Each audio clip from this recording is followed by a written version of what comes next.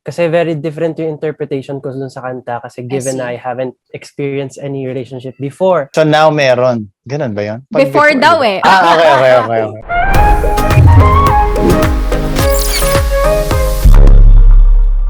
What's up, everyone? This is Thea Ashley, once again, your host, only here on the latest episode of Behind the Song, a Kapuso exclusive.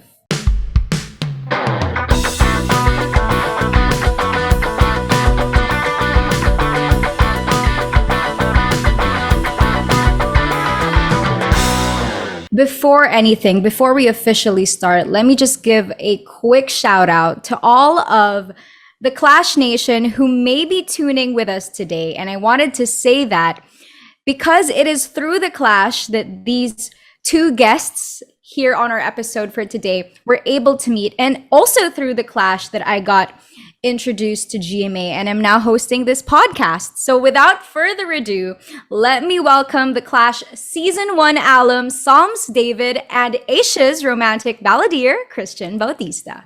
Hi, Thea. Hi, everyone. Hi, Psalms. Hi guys. Hi, Sir Hi, Christian. Sir Christian. Gosh. Sir pa din talaga. Hi, how are you guys? Okay naman. As for me, we just wrapped up the shoot for Still, the reviews. So we're very excited to show everybody what we have been doing. Gosh, you both are so incredibly busy on top of what we are going to discuss today. You guys are involved in so many things. All right, so I'll just jump right into the first question. I just want to ask, see Psalms, what was your first impression when you heard the lyrics and melody of the song I Need to Know? Dapat honest kahit At nandito honest, Sir Sir Christian, Christian. it's a Yeah, super pretend I'm hard not here. song. Super hirap.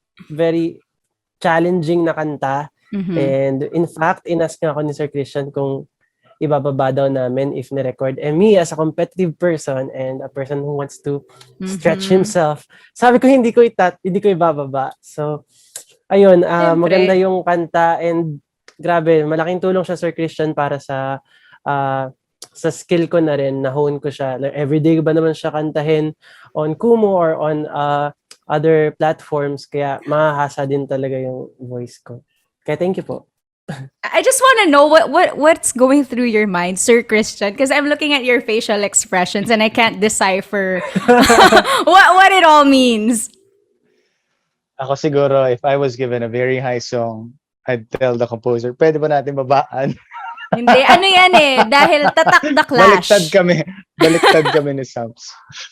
Na Dahil pero very happy also that Sams rose to the challenge. Mhm. Feel ko po nasa stage din po kasi ako ng career ko pa to, prove myself and to show everyone what I can do. So, wala pa ako dun sa kaya ko nang mag-lie low, no? Kailangan ko boom, boom, boom. Well, I don't think Wow, I don't think that's so anyone cool. I don't think anyone wants to get to that point where they're just lying low. Am I making sense? Diba? You always Yeah, I understand. wanna, as an artist, you always wanna be trying to push the boundaries of what you think you can or cannot do. But That's right. ito naman for Sir Christian, kasi pinapakinggan ko yung I Need to Know and parang grabe naman yung story ng song. Is it him or me? So I wanna ask if there's a juicy story behind it. Kasi title ng podcast Behind the Song is. So what's your inspiration for when you wrote the song? Or is it the story of someone else and you wrote in someone else's perspective? Or is it something personal that you went through? If you're okay with sharing that. I'm pretty sure na this story has happened to me in one point in my life. Pero also, what triggered this one was a story of someone else. Okay. Parang I realized na this person had to, I was feeling na the one that he or she loved is not able to make a decision. Alam mo yun, yung papasok ka sa Okay. relationship na alam mong maraming nanliligaw. May ganun di ba? Mhm. Parang alam mong may ibang nanliligaw, other people are courting that person, but you're still there for sometimes for the challenge or because that person, you feel that that person deserves more and Mhm. that someone is you. that you will give that person more love or more this or more that. So parang I took that side, that angle, and turned it All right. into a song. All right. Well, question ko lang din. When you were writing it, did you have psalms in mind already, or did you submit this song and then they chose psalms for the song? And then when he did get chosen to interpret the song that you wrote, what was your initial reaction with that? Okay, wow, that's 3 questions. I'll do my best. Sorry. First question. I wrote it first without having anyone in mind. Mm-hmm.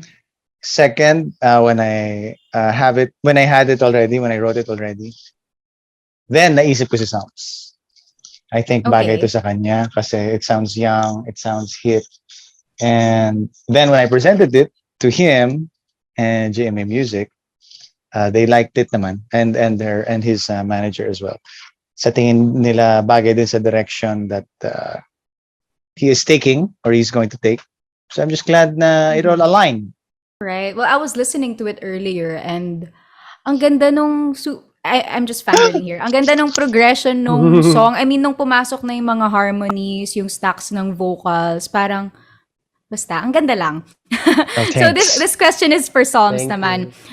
Kasi nga, I mean, we were talking about the story behind the song a while ago. So I would like to know, kasi syempre ikaw, as the person who interpreted the song, you must also have your own hugot. Hindi naman kailangan kung ano yung perspective or pinaghuhugutan ni Sir Christian when he was writing it. Hindi naman necessarily ganun din yung sayo. So, yung lyrics, did it somehow touch on your personal life as well? For me, kasi very different yung interpretation ko dun sa kanta kasi given see. I haven't experienced any relationship before.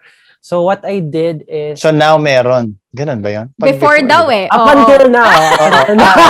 Okay. Ayun, Just to be muna clear. Just to be malinaw. clear. Just to be clear. Oo.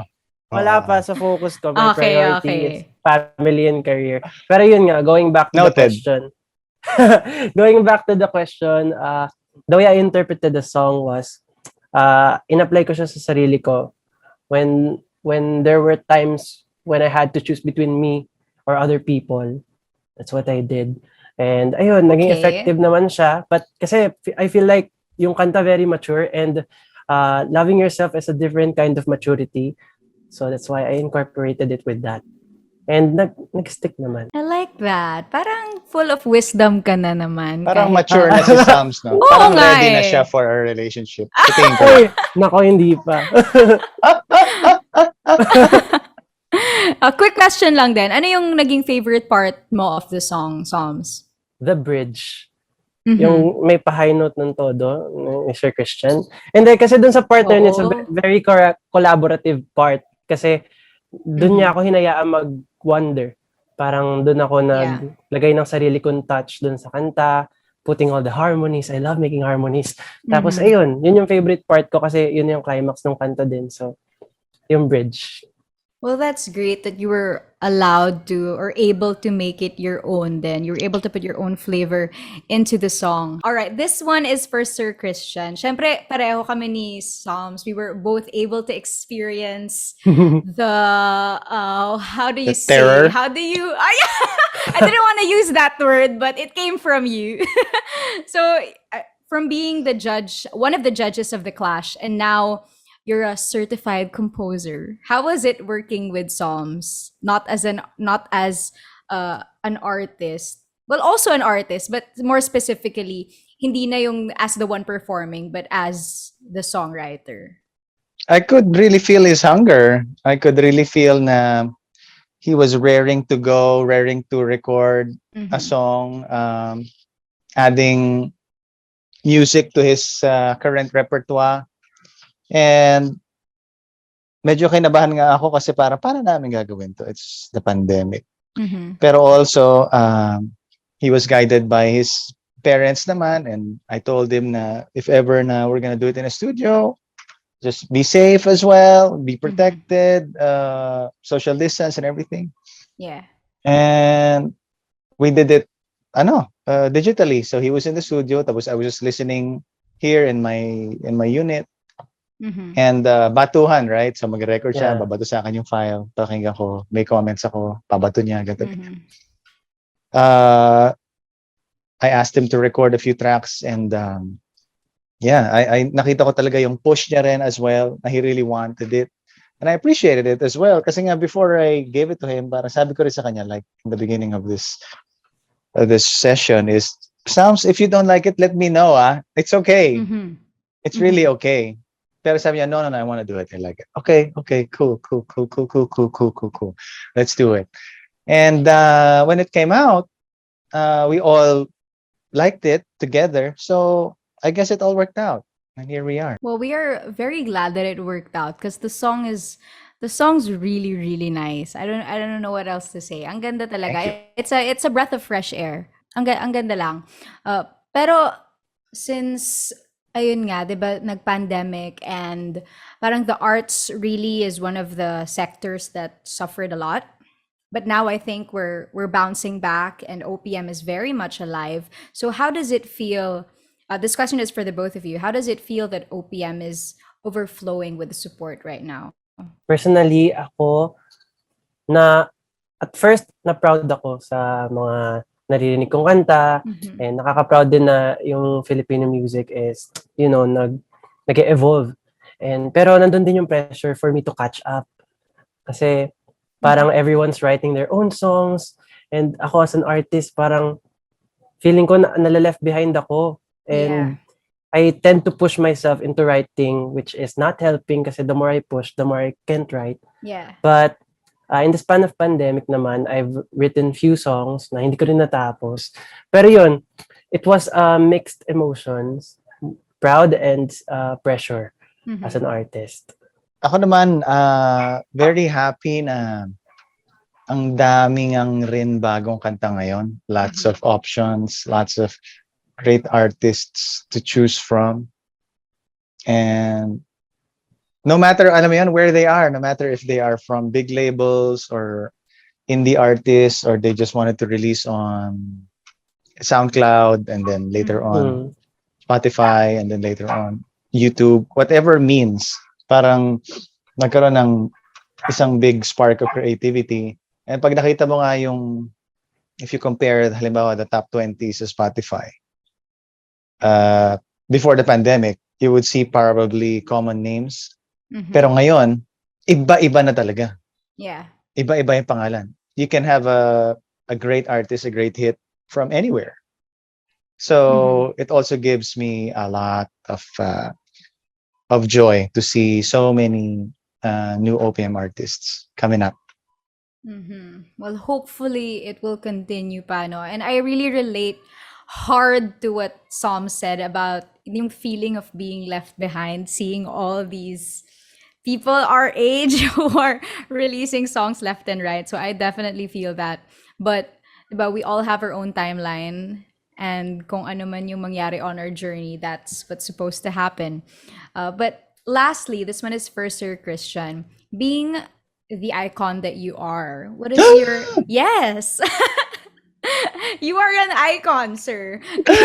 Being the icon that you are, what is your advice to Psalms as a beginner in the industry? Psalms is gonna be very hard. Lagi sinasabi ni Tough Sir love. Christian. It's gonna be very hard. You're gonna need to really have a lot of focus, and you're gonna have to also parang not be shy to knock on doors,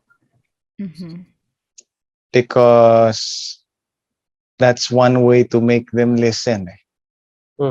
Kasi we may have a product, pero we still have to serve it to the people and serve it to the ones in, for example, radio or influencers or labels or different managers, different artists as well. And we hope for the best. We do the route, we do the rounds, and we hope for the best. And if nothing happens, we make another one, or you make another one, and then do it all over again. Until, yun nga, tulad nga ng sabi ni Thea, until that time comes when it is really for you. Pero there is no one formula. There is no one solution. There is no one rule.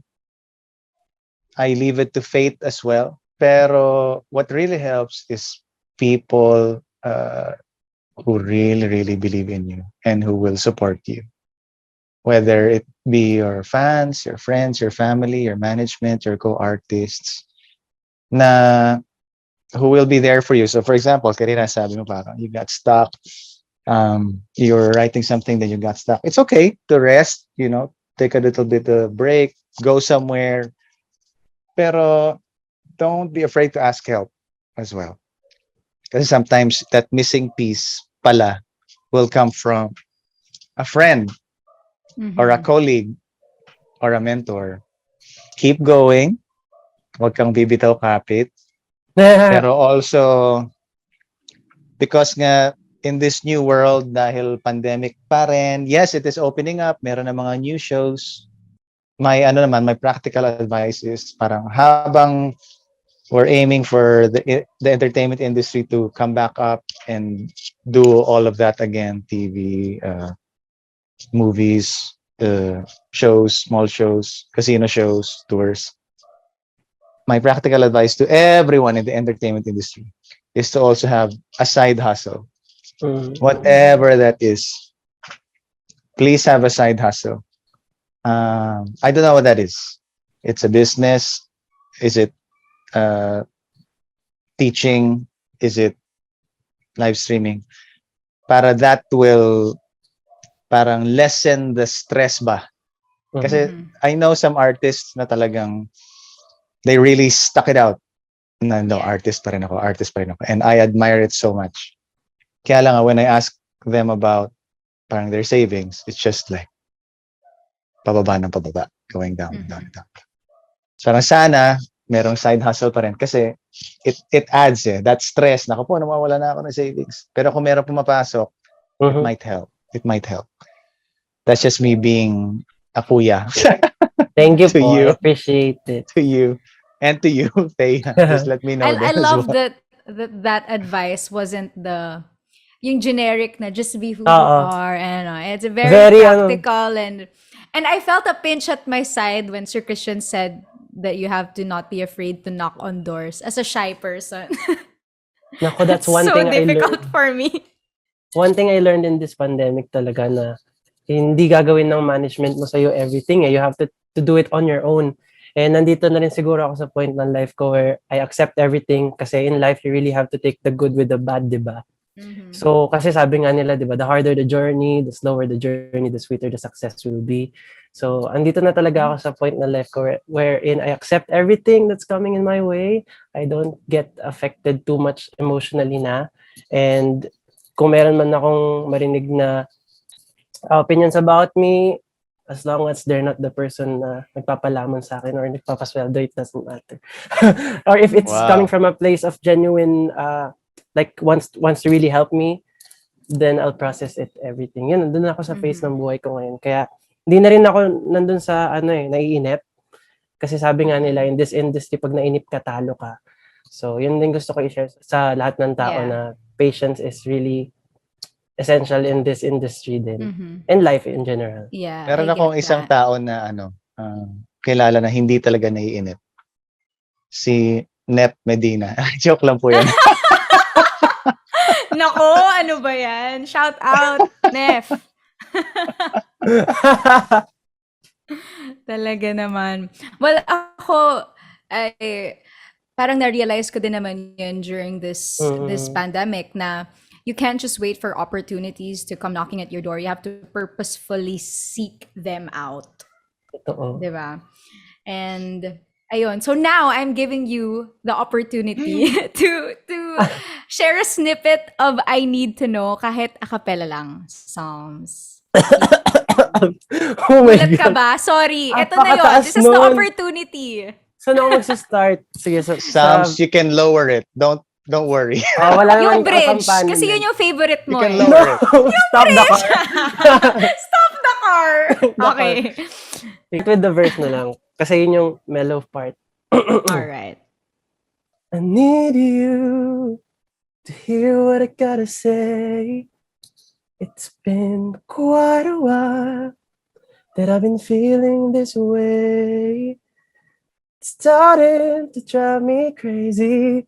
Can't stop thinking, who will it be? I need to know tonight. Will it be him or me?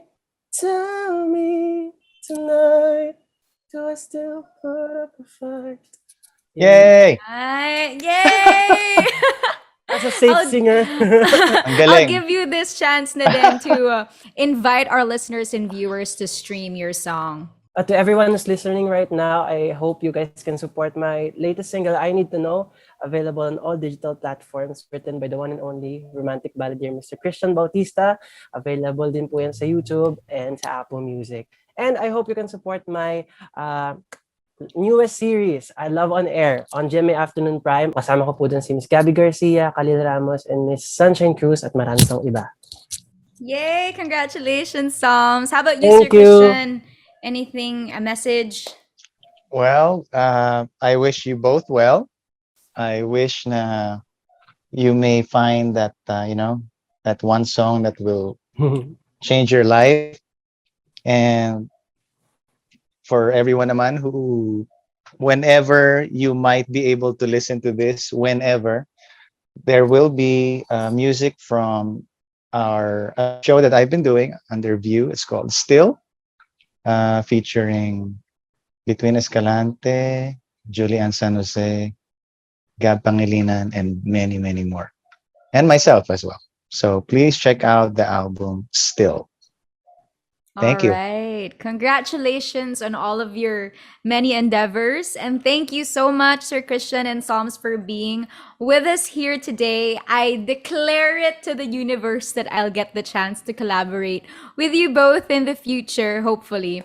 And of course, thank you to all of your fans who also tuned in with us today. If you guys can't get enough and want to hear more stories behind the song, you may stream all our past episodes here on Spotify. Once again, this has been your host, Thea Astley, and see you next time, only here on Behind the Song, a Kapuso exclusive.